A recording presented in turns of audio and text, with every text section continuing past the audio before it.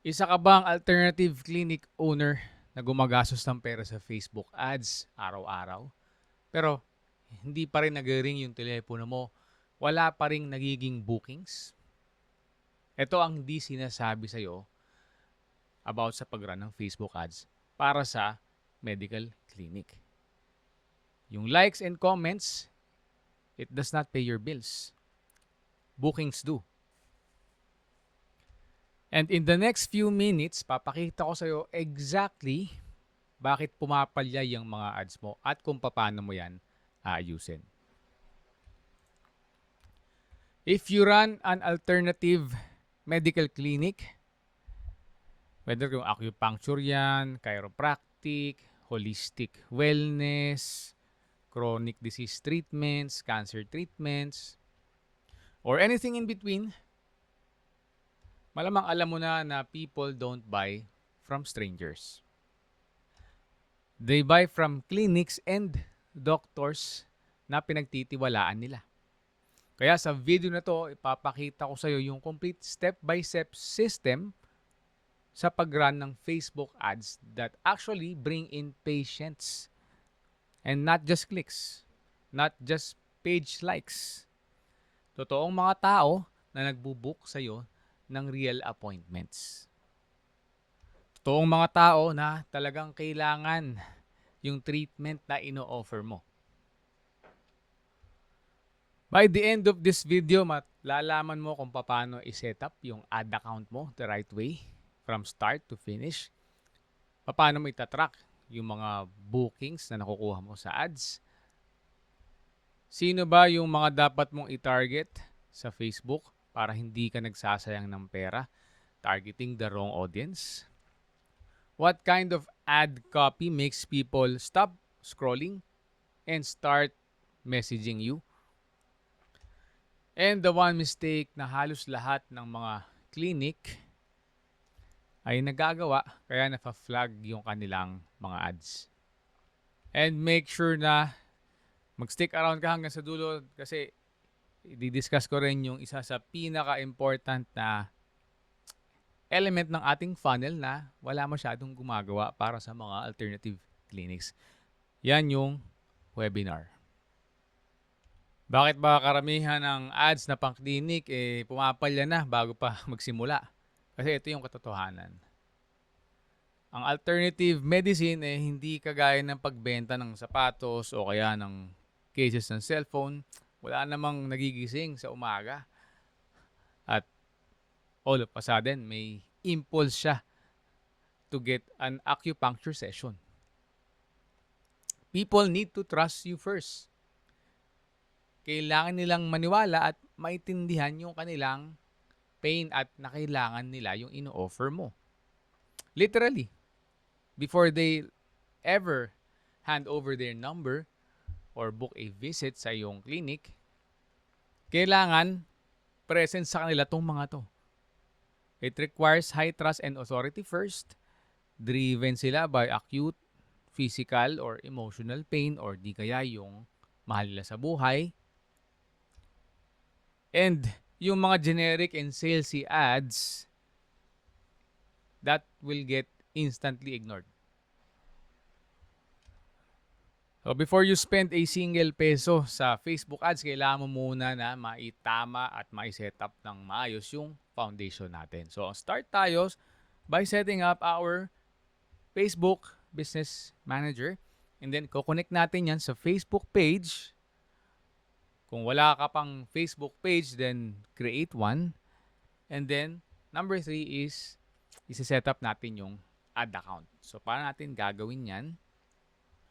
Unang-una, login ka sa iyong personal Facebook account or kung hindi personal yung ginagamit mo, then login ka dun sa Facebook account kung saan nakakonek lahat ng ads mo at yung business suite.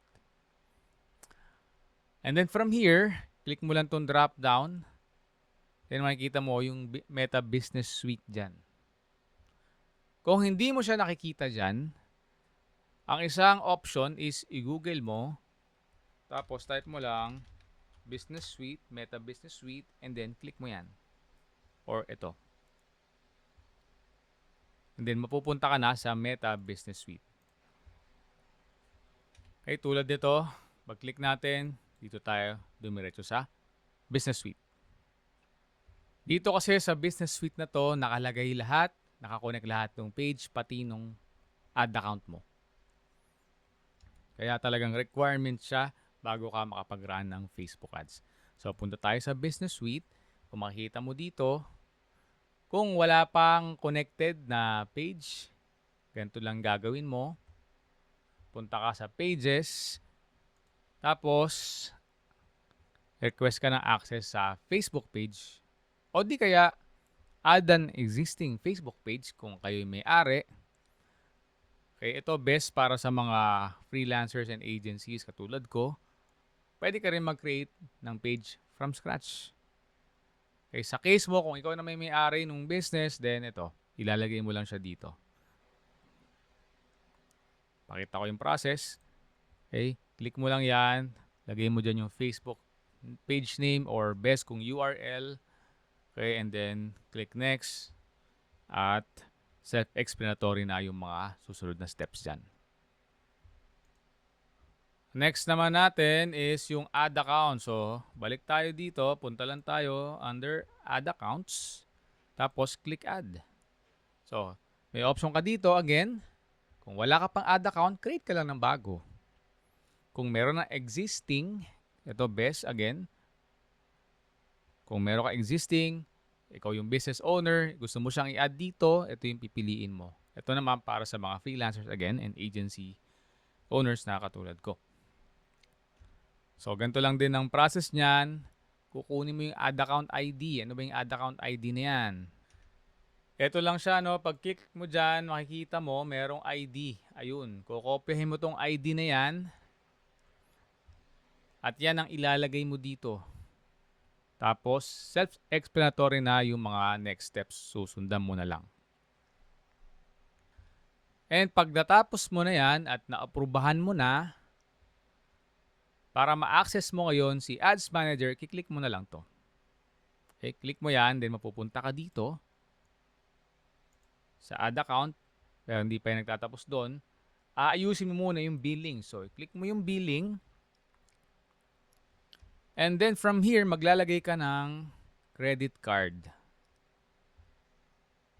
Yung gumagana na credit card, ha? By the way, extra tip ko sa inyo, so yung bangko nyo, make sure na kausapin nyo muna na yung credit card is gagamitin ko sa Facebook ads.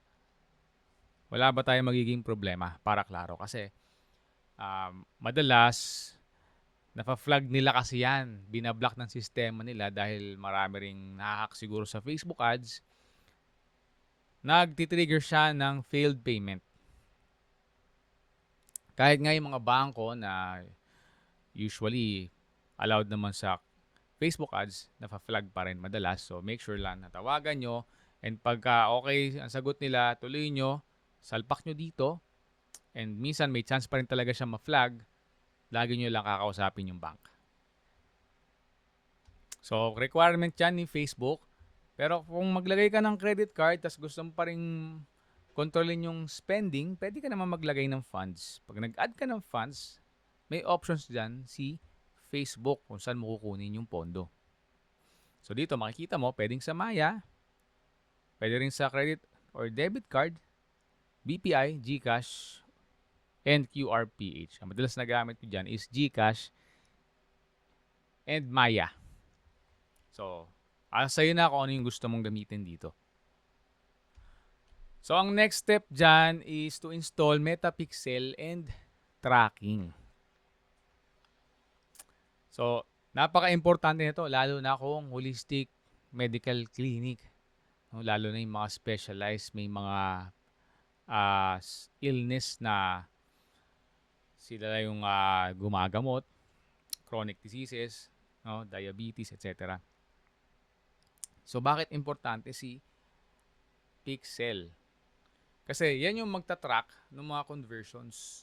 Lalo na kasi dito, nabanggit ko kanina, kailangan natin is webinar. Mag-drive tayo ng traffic sa webinar. Ito yung number 1 option natin.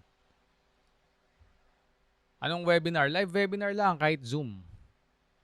Okay? Actually, prefer this Zoom dahil mas maraming may alam sa Zoom. So, meron ka lang landing page kung saan iko-kolekta mo yung kanilang pangalan, first name, last name, and then email and phone number to register dun sa webinar. Tapos, i-email mo sa kanila yung webinar link and iti-text mo.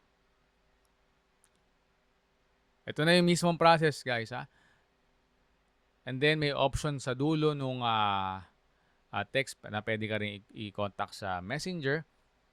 And then, pag malapit na yung webinar, halimbawa, bukas na yung webinar, no, tatawagan niyo yung mga prospects to confirm their seats para tumaas yung show up rate sa webinar. Option number 2, ito yung second na option. Kung ayaw mong pagdaanan lahat yan, pero gusto mo pa rin siyang ituloy, pwede naman kayo mag-usap sa Messenger, no? Engagement lang yung objective, tapos Messenger ads. So, doon na siya magbubook ng consultation sa Messenger or doon mo na isi-send yung webinar link sa Messenger conversation nyo. So, ganito lang itsura niyan sa loob, no? Pagka yung webinar type, ang pipiliin mo is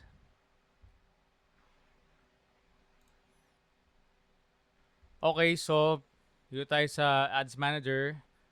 Punta ka lang sa campaign level, tapos click create. So, unahin natin yung webinar muna, no? Sa webinar funnel, dalawa lang yung options mo, leads or sales.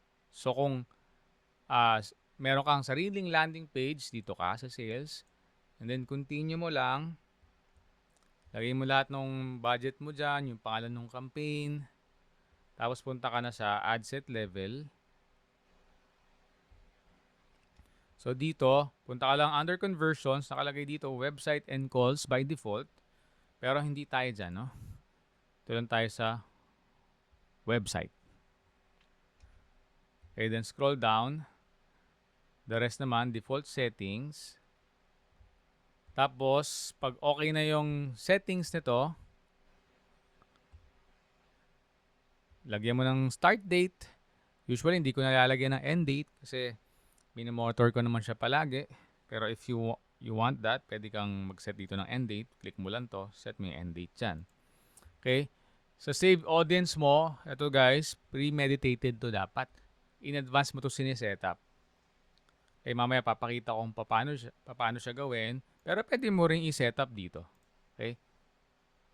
In my case, nakasave na yung audience dyan, no? So, pipiliin ko na lang. Tapos, ito rin yung location control. Okay, kung ano yung location. Usually, sa mga clinics, mga 10 kilometer radius pagka within Metro Manila. Pag outside of Metro Manila, pwede kang umabot ng 20 to 25 kilometer. O actually, hindi kilometer, mile radius. Sorry, I stand corrected. Okay? Kasi sa mga countryside, 20 to 25 miles, sa kanila, ang bilis lang ng biyahe. Mga isang oras lang, baka less than. Dito sa atin, ang daming proximity. Maraming magkakalapit na clinics within the 10 mile radius. And also, yung 10 mile radius na yun, dahil traffic sa atin, congested, ano na yun, maabot na ng kumisan mahigit isang oras na biyahe yun. Okay, so, pag okay na dyan, punta ka dito sa ad level. So, dyan mo na lalagyan yung pangalan ng ad name. Pipiliin mo yung tamang Facebook page. Kukonek mo kung meron kang Instagram. O even Threads. Tapos, ito rin yung ad setup mo. Kung saan, i-upload mo yung creative na gagamitin mo. Single image or video ba siya? Carousel ba siya? So, self-explanatory naman dyan lahat, no? Tapos yung website destination, yung sinasabi ko na landing page, dito mo siya ilalagay. Pero bago mo gawin yun, make sure na naka-implement si Facebook Pixel.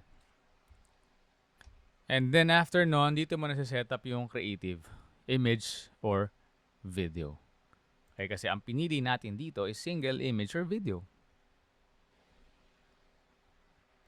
And then pag okay na, check muna natin lahat. Okay. Dito, actually, recommended ko kung clinic is CBO ka na. Kasi hindi ka naman magiging madami ang type ng i-ads mo. Hindi lalagpas ng 5 o 10 yan. Okay, so mas madaling i-manage kasi pag CBO. Ngayon, bago mo i-publish, no, guys, dapat lahat nung audience, premeditated na yan, nakaset na yan. Okay? Para mangyari, punta ka lang sa audience. Ano pa? Yung premeditated. Yung events manager, yung landing page mo buo na, maayos na yung layout, at naka-install na si Pixel. Para puntahan din yan, punta ka lang dito para ayusin yan sa events manager. Pero unahin muna natin to, no? Kung makikita nyo, pwede kang mag-create dito ng saved audience. Click mo lang yan, lagyan mo ng pangalan yung audience mo. Okay, dito may set yung targeting. Okay, so halimbawa, no, nasa Cabuyao, Laguna, hindi, medyo mas probinsya pa, no? Lukban, Quezon, for example. Okay, dahil probinsya to, ay set natin yung radius sa 20 to 25.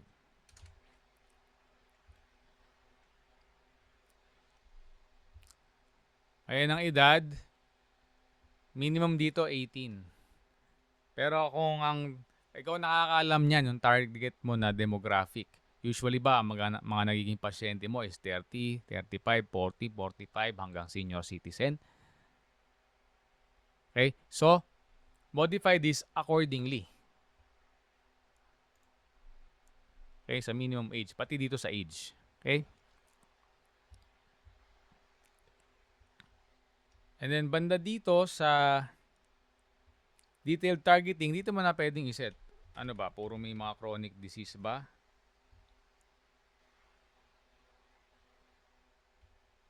Health and wellness ba ang trip nila? Okay, pero wag mong masyadong damihan yung stock and then i-duplicate mo yan and then i-test out mo against sa broad na audience na wala kang sinet dito. And tignan mo kung sino yung mas magiging okay yung resulta. And then pagka natapos mo yan, then andito na siya lahat ng na-save mo na audience. At readily dito sa ad set level, mapipili mo siya, no? Okay, kagaya nito. To, save audience. Pag kinlik mo yan, yun, lalabas lahat dyan. Pag di mo ba, search mo lang. May search bar na available. Okay, so moving on tayo sa events manager. So dito, i-connect mo siya. I think, kailangan natin ng separate tutorial para lang dito. You can try to browse my videos dito sa YouTube. Meron na akong tinuro na ganito, no? Kanya lang baka outdated na siya kasi laging nagbabago si Facebook ads. Nakakainis man, no? And nakaka-overwhelm. Kahit sa isa ng professional kagaya ko na ito na yung full-time job ko, nakaka-overwhelm pa rin kung minsan.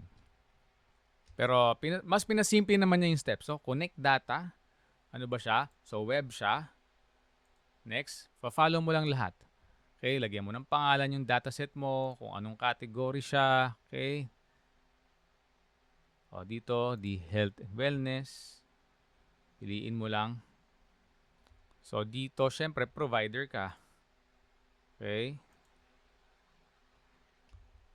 Okay, and then create. So, hindi ko i-create dito kasi actual client account to, no?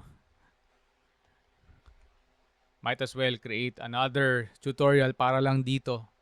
Kasi abutin tayo dyan ng mga siguro 20 to 30 minutes para lang dito, para ma-discuss lang natin lahat about dito.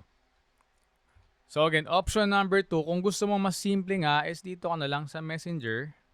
Pakita ko yung ibang options. Or ito, pwede ka ring gumamit ng native lead forms sila o instant forms kung tawagin.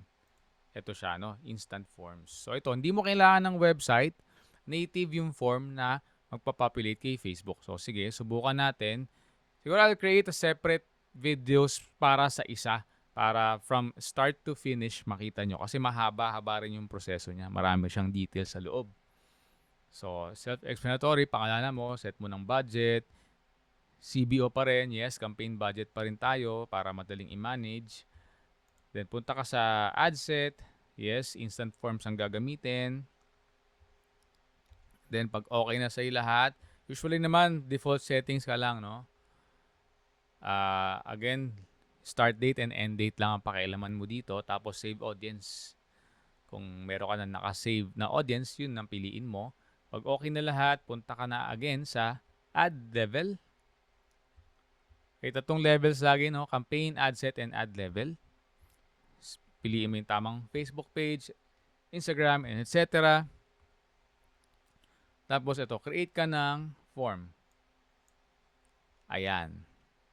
So, dito guys, hindi porket lead form siya ni Facebook na native is bababa na yung kanyang leads quality.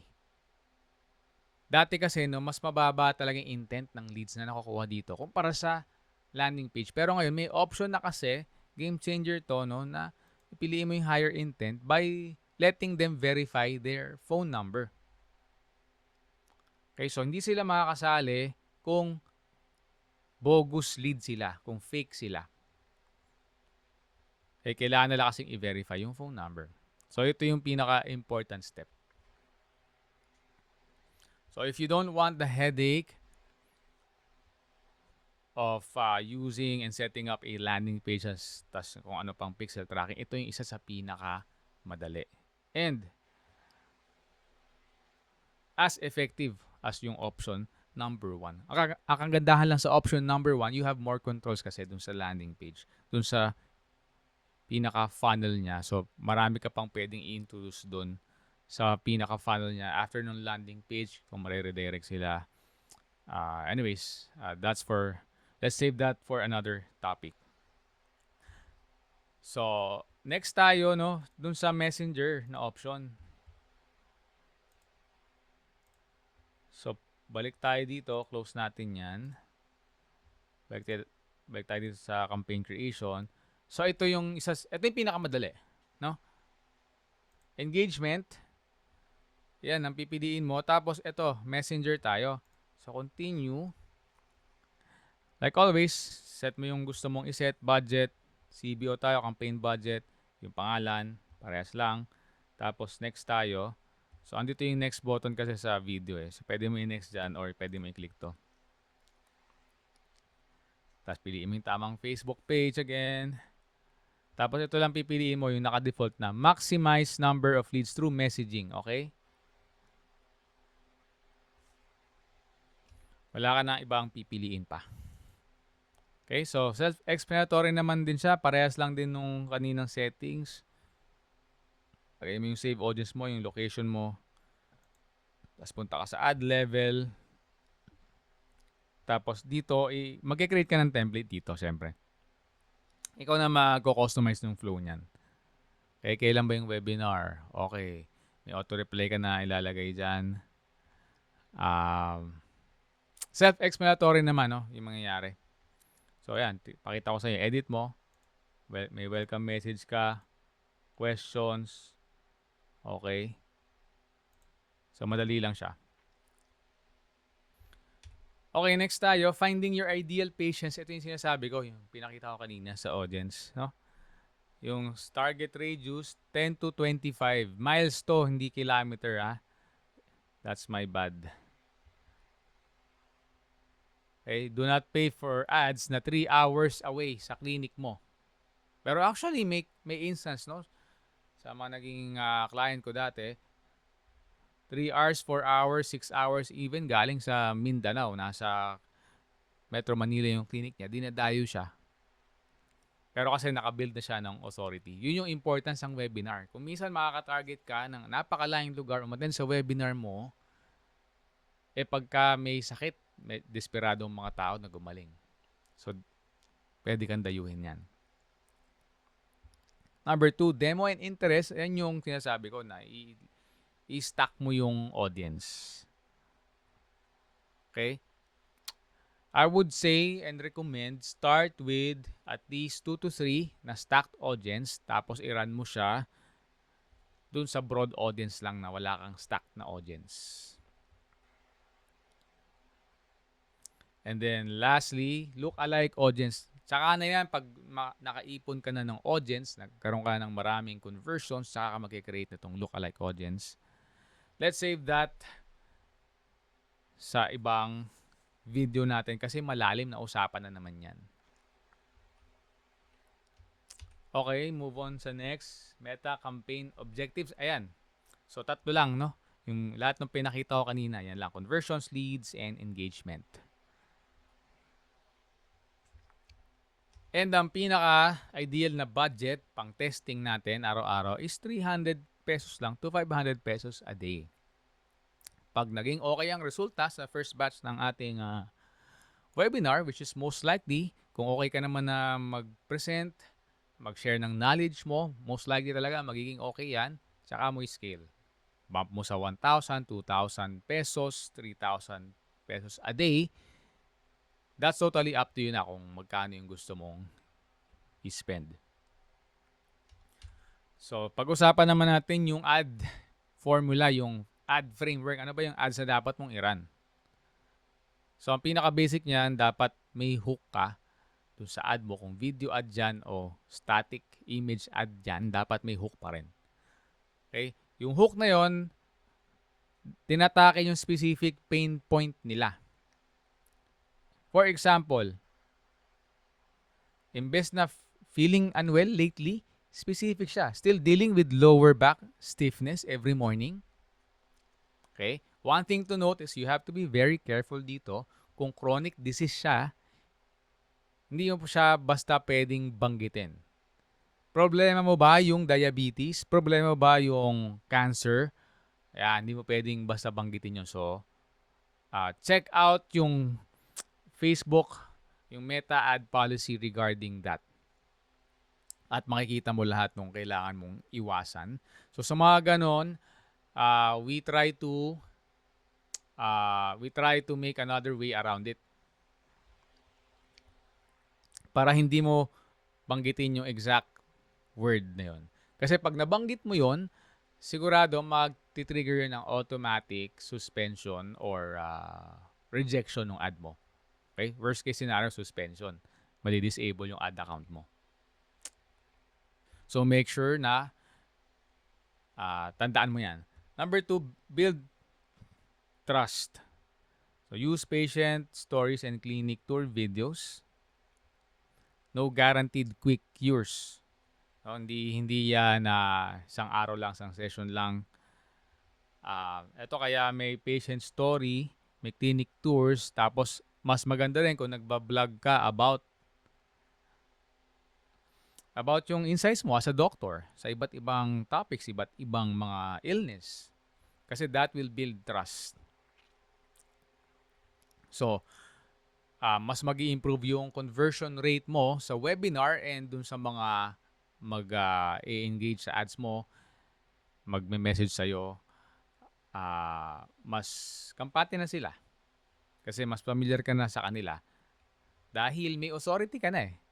Authority ka na dun sa niche. Kaya I recommend also pushing out more content about it. Vlogging about it. Upload mo as a reel sa Facebook and even sa TikTok. Lagay mo siya. Tapos syempre sa ad mo, clear yung CTA dapat. Message us now, book a free consultation, or syempre kung webinar, sign up or register for the webinar. Next tayo, the clinic trust funnel. Kasi people book appointments doon sa mga clinics na pinagtitiwalaan na nila, especially yung doktor. Okay, so 1, yung ad natin, pain point, invites patient to a 15 to 1 hour free video class or live webinar. Masyado maiksi actually in 15 minutes. Kung recorded video, pwede siya. Pero kung webinar, mas maganda, mas interactive. Okay, ang length ng webinar is 30 minutes to 1 hour. Yan ang recommended ko. So, anong di-discuss mo dun sa webinar? Kung ano yung kinall-out mo sa ad. Okay, kung about sa back pain, may short class kayo doon. I-explain mo ano yung root cause niya, ano yung mga gamot. And sa webinar, ang maganda, dahil closed room na siya, no? Wala na siyang connection kay Facebook. Para kumbaga, closed door meeting kayo. Kahit ano nang sabihin mo, wala kang matitrigger na violation kay Meta. And syempre, number 3 doon, dahil doon sa webinar na yun, napoposition mo yung sarili mo as the authority. Kasi sa mundo ng sales and marketing, selling with authority is the best way to sell. Lalo na sa mga high ticket. Yung mga chami-chami, yes, nag-work din yon, pero not as well as selling with authority. At syempre, pagka na-suffice mo to, kaya na-satisfy mo sila sa 1 to 3 steps na to, doon na magkakaroon ng booking. Kahit sino naman tao, di ba? Pagka mayroong kang pain point, may solusyon ka, kahit halimbawa naghahanap ka ng gagawa ng bahay, may nakita ka na influencer na may value yung pinapakita niya, may webinar siya, or may free consultation siya, di ba? Mas bumilib ka sa kanya, mas palagay yung loob mo sa kanya, malamang siya yung kukunin mo para gumawa ng bahay mo. So, ganun lang din dito. Okay, next, pre-launch quality control, yung ad set mo. Okay, yung placements, Advantage Plus, saka automatic placements, depende to guys, no? Ito, pakita ko, pag default pinili mo si CBO o campaign budget, okay, mapipili mo na yung Advantage Plus. Pero pagka ad set kasi, mas may manual control pa dyan. So, hindi mo siya pipiliin. And that's okay. Depende sa setup mo na ng ad account. Okay, geofencing, ngayon yung sinabi ko, yung mile radius, no? Stick lang kayo doon. Proven na yan, no? Kasi million na yung ginastos, yung experience ko na nagastos sa mga ad accounts. Siguro pag kinonvert sa peso lahat, nasa 9 o multiple 9 digits na mga hinawakan ko na ad accounts. Okay, add copy.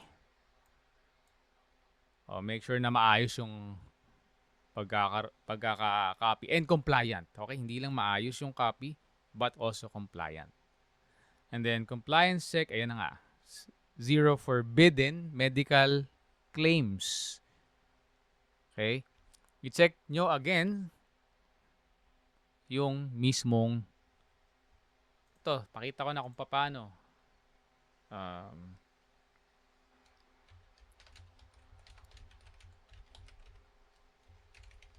Yan. Okay? Ayan, click mo lang yan. Andiyan lahat, no? Basahin mo. Okay, para maiwasan mo. Alright? And then once live na yung ad mo, hindi mo na siya set and forget. Siyempre, kailangan mo pa rin tignan yung mga metrics niya, yung data na pumapasok. Kumusta yung cost per message mo o cost per lead mo?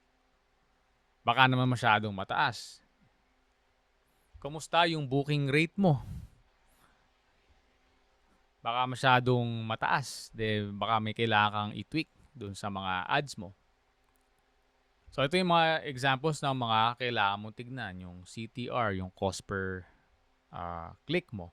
Yung frequency. Baka sobrang sawa na naman yung target audience mo sa ads kasi isa lang yung ginawa mong ads. Niran mo siya ng 3 buwan. Tapos binubuhos mo lahat ng budget doon. No? So, yung mga ganyang bagay. Pagdating sa frequency, usually 3 to 7. Pag nakita mo na 3 to 7 na yung frequency, at paano ba titignan yan? Again, punta tayo sa ad account.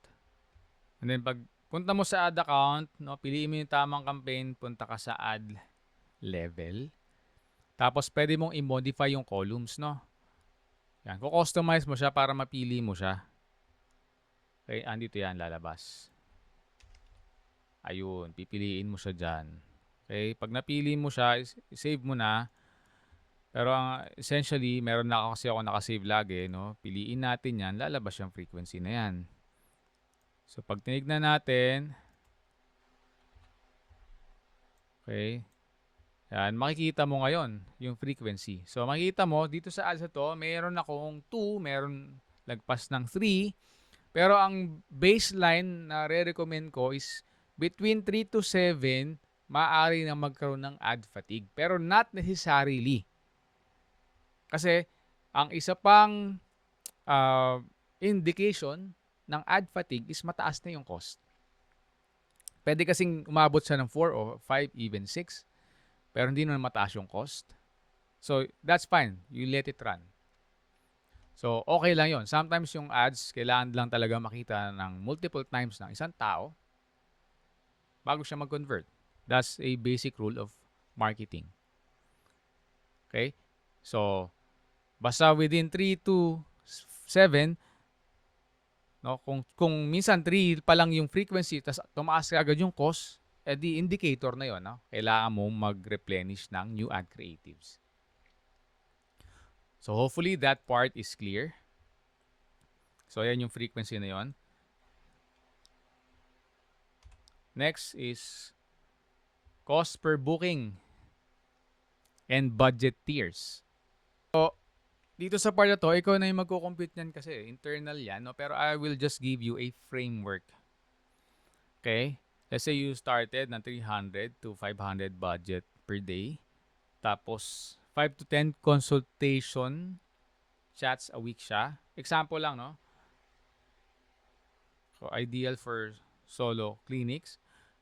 Kung nakaka-book ka doon ng, let's say, 5 to 10 consultations, that's a good start. No? Lalo na considering mataas yung lifetime value ng isang pasyente. Let's say out of 5 o 10, may nako-close ka na 2 to 3 na pasyente. And that's every day sa ganitong ad spend. That's very good, ah.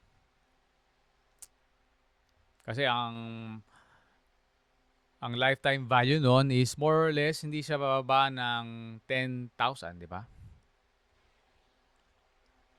So, pero I'm just making up numbers. So, ikaw yung mas nakakaalam niyan sa clinic mo. Then, pag umokay siya sa'yo, no, tsaka mo siya i-scale 1,000 to 1,500 pesos per day na budget. So, ang pinag-uusapan natin dyan is magkano hindi yung cost per lead o per messaging o webinar registration, but ultimately, yung tinatawag natin na cost per acquisition. Cost to acquire an actual customer. Yung mismong pasyente. So, kunyari, out of 1,000 spend mo, sure mo na ang mabubook mo is 2 pasyente. So, meaning 500 ang gagastusin mo para sa isa. Example lang, no? So, you can start spending more kung profitable sa yun. So, ito yung example. Simple math siya. The ROI math. Kung ad spend mo is 10,000, ang nabook mo is 20 patients. So, 500 isa lumalabas. An average treatment value mo is 3,500. Ito ang revenue mo. Okay, again, I made up these numbers.